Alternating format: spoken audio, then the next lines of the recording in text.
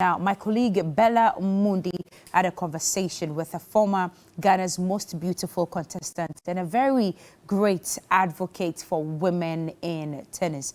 Bella sat with Mrs. Ruweida Lamptey, who is also the CEO of Tennis Chick, to talk tennis, life, marriage, and every other thing in between. Let's take a look.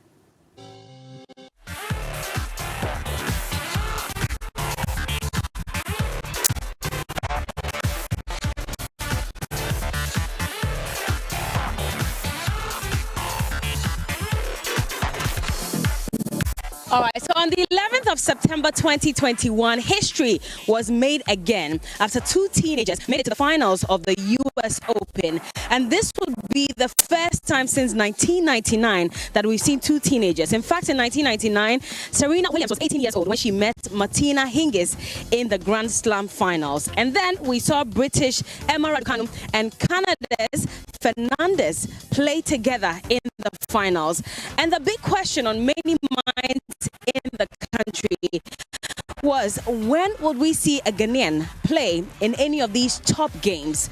Well, it's interesting to know that here in Ghana, a lot has been done to groom young tennis talents to hopefully play nationally and internationally. And one person who is doing that is Ruweida.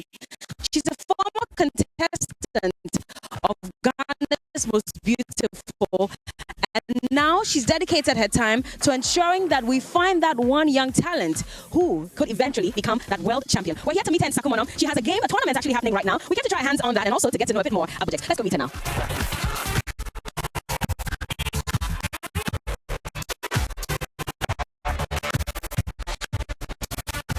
Okay, so you're telling me that tennis chic means what? Like the word chic, elegantly, stylishly, fashionable. So my kind of tennis, or the tennis I want to train people, have a brand. It comes with a tag. You just don't play tennis, you'll be elegantly, stylishly, fashionable. How long have you had this company? Okay, so it happens, today happens to be exactly 1 year. So it's my anniversary. Oh, happy anniversary. Oh, lucky as well. We get to celebrate that at 10:30 afterwards. Because I'm here for that, you know. But, oh, what do you have? The rices. I want TZ. I won't get it. Oh, Ruwai. I mean, most of them don't know it. Okay. So I'll get you a bowl. I'll fix it for you. I'm looking forward to that day. But let's go all the way back, even before we talk about tennis chic. I remember you from Ghana's Most Beautiful. You represented the Northern region. Oh, I do. Yeah, I watched you. Are you serious? Serious. And in fact, my mom is. And you've come a long way. I mean, I used to ask a lot of questions. So where's Rue? Where all the other ladies who took part in Ghana's Most Beautiful? What have you been doing before tennis? After Most Beautiful, I did a lot of movies, and then I actually was to represent Ghana in Miss Tourism in China, which I didn't go. So it was movies and school, and then after marriage. When you say school, where exactly did you go and what did you study? Islamic University, yes, and I did marketing, yes. You are a marketer. I see, and I'm sure you used that for a while before. Yes, I worked with a petroleum company, Cardinal Petroleum, and I went on to Fellow International, and then to a mother company called Pentium, and then now I manage Glow Lamp International School. Oh, you do? Oh, yeah, you talked about marriage. Maybe we'll get to that if you allow us to talk about it a bit. You don't mind? Okay, hello. But let's talk about tennis, because you're saying that it's been a year. Today's exactly 1 year. How did tennis come about? Because it's not a popular sport, especially for women as well. And I mentioned earlier, I'm sure you watched the US Open, where we saw the two teenagers after 1999 come to play again. So the question lingering on many minds, how about Ghana? How come we haven't had anybody really represent us like that? Okay, so you started off with why tennis? Okay, so after my second born, I gained so much weight, and so I was contemplating, I was asking myself which sports would make me lose the baby weight. So I tried a whole lot I even tried golf, and then a friend was like, no, Ru, you should try tennis, it's good. So the first time I went, you know, and tennis is like the very first time you get the fraternity, the people are so loving and interesting. So I'm like, oh, this is it for me. And so I started off with it. And a year into it, I was getting the compliments. Hey, Ru, were you playing before? Or so, and then there was one lady I met there. She was playing so well. Like accident, she was about 50. Meanwhile, this lady plays even in the sun. So I'm like, okay, this is going to be my, like, I'm going to use her as, should I say, a role model or something. And then I was going to look up to her to play very good tennis. So I started off from there. And then 2 years down, I went to give birth again and I came back. And so it's like when you go to the tennis fraternity, you don't even want to go home. Sometimes my husband will call me, oh, Mbafi, and I'm like, okay, I'll be with you. So I sat down, I'm like, no, why don't I do something? Because now the interest is so there and it's like a passion, it's like a calling. So let me just do something for myself. So with my most beautiful background, my beauty queen background, I'm like, okay, let me just do this, but add class to what I do. And so I said to myself, I have 3 kids.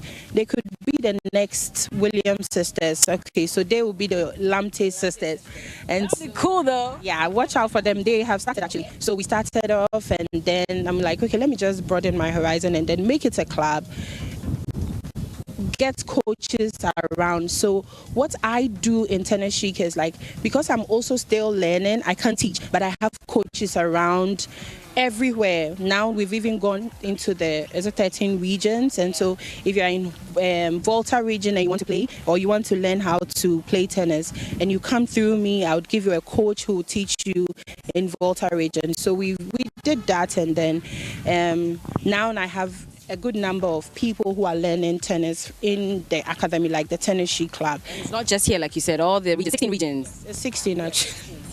Okay, so it's not just in Accra, but our first ever tennis tournament was here in Accra, and that was somewhere in October.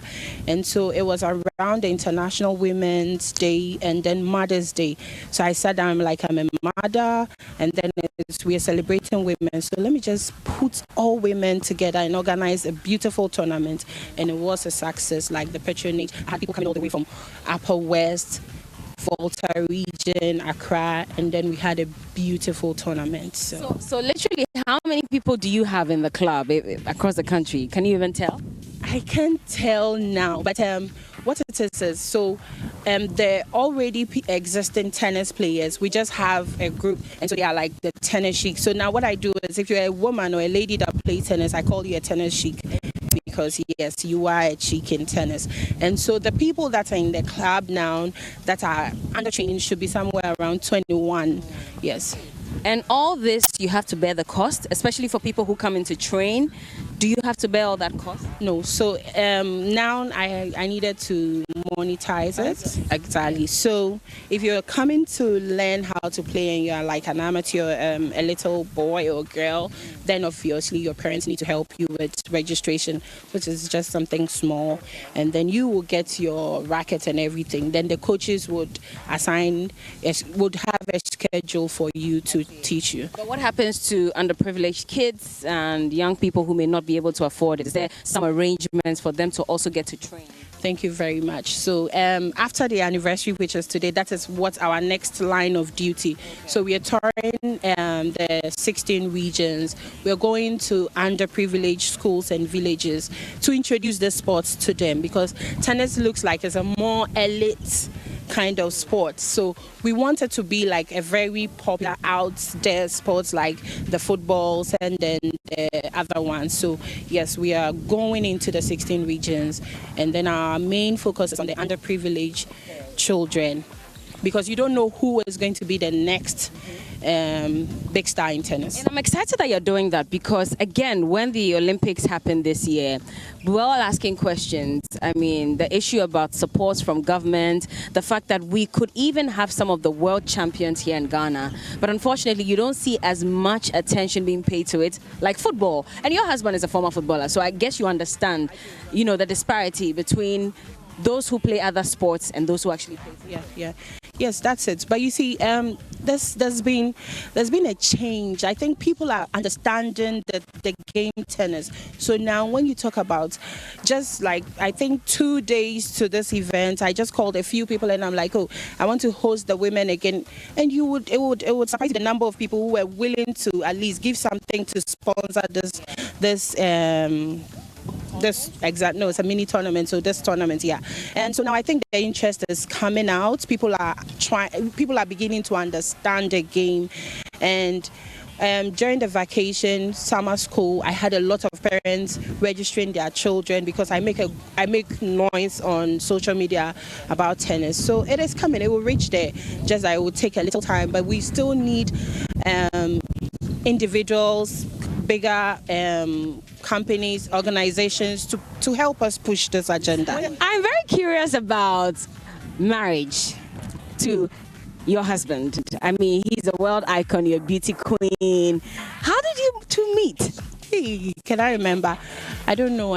Do I remember? I don't remember. She's trying to hide something from us. Ru, we're not leaving today until you tell us. I think I met him where?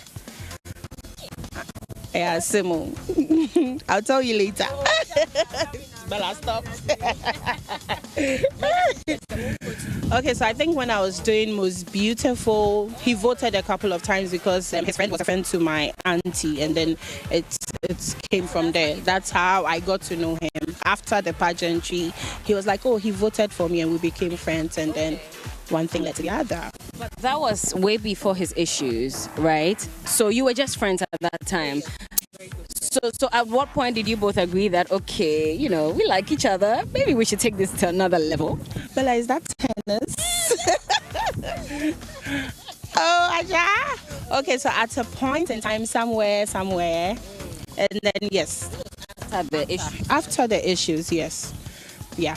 It's personal, but I'll ask you, you can choose to answer or not. But how did you help him out of his challenges? Because, I mean, and you see, we're talking about it because he came out to speak about it, about the issues about his kids when he thought they were his and stuff and all of that. I'm sure that you were there all along, even if as a friend. How were you also managing it, and how were you helping him go through those difficult moments?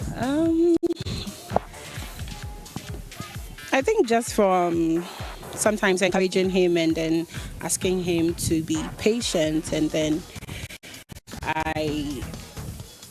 helping him, that's all, like with prayers and all that. How did you feel as a woman? It must be difficult for him. I saw him cry on TV when he talked about it. I don't know how you managed. At that time, you were already married when he spoke. I remember that it was on another channel.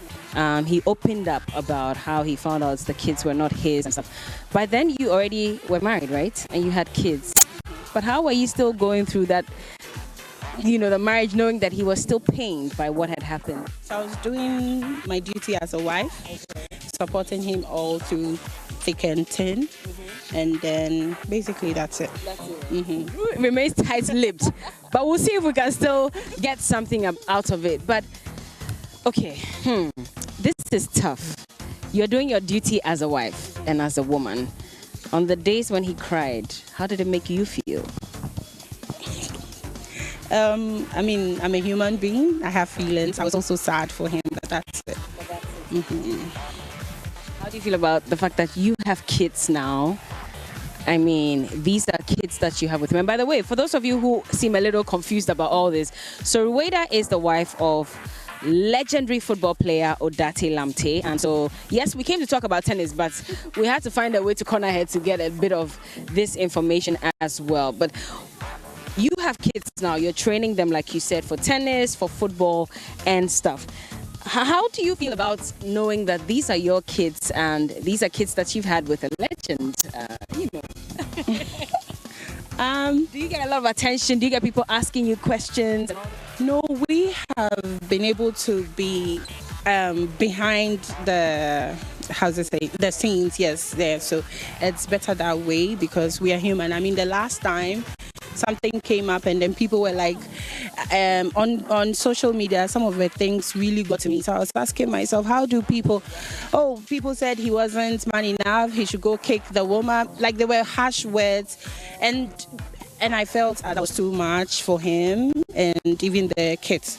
So my little girl was asking, Mommy, who is this? And I'm like, oh, it's something I would explain to you later. So they have no idea what's even going on.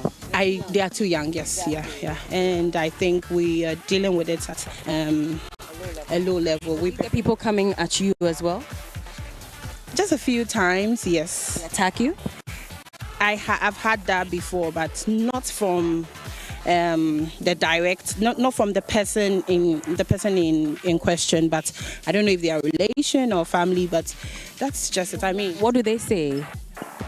Bella, I don't really want to Okay, you said on social media, so I thought that maybe these are just people who ask you things. I mean, so I remember one time in the market, a woman held me and said, "You are the cause of this man's," and then I was just like, okay, but that's human nature. You wouldn't. I'm not ice cream, or Nee's not ice cream. You won't have everybody loving him. So obviously, those are the ups and downs in the situation. So What do you love about him? Blushing. I don't know which one to say. I'll say them all. We want to know. I think he's very supportive. That's one thing I know. And I get people saying this to me, that from his past experience, maybe he's very strict or he has trust issues. But that's not with him. With me, yes, I go all out and he's very supportive. Like with the kids as well. I sometimes get jealous because, he works out of Accra. So anytime he's not home, you have the kids around me. But once he's in town, I would have to beg for attention from them. Even my son, who is now going on 2, would wake up and say, "Papa, Papa," and go to him, and I'll be like, "Hey, Monyo." Yes. You wish that all of this didn't happen, and maybe you had met him at a time when it was just him, and you could have started your family from then? No, because maybe it wouldn't have also been like this. I wouldn't have had these beautiful, amazing kids with him. Maybe it would have been someone else. So, I mean, everything happens for a reason, and Allah knows what He wanted. That's why He made that happen. What do you think is the biggest lesson for everyone, and especially for yourself, from all that has happened? And I know it's very uncomfortable because you have to live your life knowing that the whole of the country knows a bit of what has happened. Something that should have been private is out there, it's open. For you, what have you learned about all of this? I should be ready for everything because it wasn't like I didn't know before going into it. I knew about it and I still went ahead, so I should deal with it. Scared? That's the thing I want to know. You're Dagomba? I don't understand. Tell me. I'm Dagomba. I'm in for everything that comes. Yeah. The people from Dagomba are very strong. We are warriors. We were trained that way. I see. Yeah. Well, I'm happy for you. And again, like you said, you don't want to delve too deep. So I guess I'll leave it here. But I mean, what do you say to everyone who's watching about tennis, especially, which is why we came here anyway? What advice we give to parents who are thinking, what sport should I allow my child to play? Is it even safe and all that? Okay, so tennis is like a beautiful game, and I would advise every parent to at least introduce their children into the sport. Even the parents themselves should also take it up. It works on your human being and your cardio and everything. And then we are getting the bars now, so it's going to be the next sports after football, obviously. And so yes, when we all come together, we can make this agenda possible. Okay. Thank you so much, by the way. I'm sorry for invading your privacy just a little bit. I'm happy you came. That's it. Thank you. Oh, you wouldn't have said anything. So what is it about me? It was just on a short notice. It was 2 days ago I called you and you said you do this for me. So thank you very much. So the next time, call me an hour before so that I can get more. But thank you and all the best. Keep doing this. I mean, I'm interested in tennis. Who knows? Maybe once in a while I'll come around and come and play with you. But this is Ruweida. Mrs. Ruweida Lamptey. She's a wife of legendary footballer Ruweida Lamptey, and also she runs the Tennis Chic, which is a tennis club. You can find it in all 16 regions, and she's helping to train as many young people as possible so that eventually we can find the next tennis champion or champions from here. And we're looking forward to the Lamptey sisters on the tennis court. Woohoo! Can I join them? Can I be your fourth?